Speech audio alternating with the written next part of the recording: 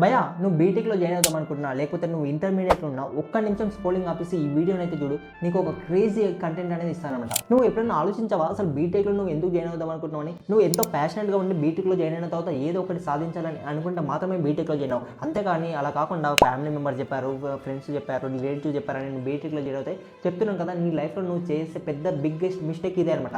ఎందుకంటే ఇప్పుడు మన సరౌండింగ్ ప్రతిదీ అప్లికేషన్ అనేది ఏ బేస్ అవుతుందన్నమాట. అంటే 10 మంది సాఫ్ట్వేర్ ఎంప్లాయీస్ చేసే పనిని ఏఐ చేసి ఒక్క రోజులో చేయొచ్చు అనమాట. అంటే అసలు వర్క్ అనేది ఎంత ఫాస్ట్గా ఎంత ప్రొడక్టివ్గా అవుతుందో మనం చూసుకోవచ్చు అనమాట. అలా కాకుండా నువ్వు ఎవడో చెప్పాడు, వాడు చెప్పాడు, వీడు చెప్పాడు, లేకపోతే ఇంజనీరింగ్ అంటే తోపు తురుమని నువ్వు ఇంజనీరింగ్లో జాయిన్ అవ్వాలనుకోండి, నువ్వు లైఫ్లో చేసే పెద్ద బిగ్గెస్ట్ మిస్టేక్ అదే అనమాట.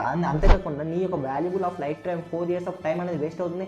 And that 5 to 10 lakhs of investment అనేది కూడా వేస్ట్ అవుతుందన్నమాట. ఇలా కాకుండా నువ్వు ఏదైతే ప్యాషన్గా ఉన్నావో ఈ యొక్క ప్యాషన్ పైన నువ్వు కాన్సన్ట్రేట్ చేస్తే ఈ యొక్క బీటెక్ చేసిన తర్వాత నువ్వు ఏదైతే శాలరీ ఎక్స్పెక్ట్ చేస్తున్నావు అంతకన్నా థ్రైస్ అయితే నువ్వు యొక్క ప్యాషన్ అయితే నువ్వు ఎక్స్పెక్ట్ చేయగలవు అనమాట. అర్థమవుతా? సో నువ్వు బీటెక్లో జాయిన్ అయిన తర్వాత ఏదైనా కొత్తగా నువ్వు ఆలోచించి ఏదైనా నువ్వు కొత్తగా చేయగలవు అని అనుకుంటేనే బీటెక్లో జాయిన్ అవ్వు. లేకపోతే ఐఎమ్ సేయింగ్ దట్ బీటెక్లో జాయిన్ అవ్వకనమాట. ఐ థింక్ నీకు బీటెక్ సంబంధించిన ఏదో ఒక క్రేజీ అప్డేట్ అనేది వచ్చిందనమాట.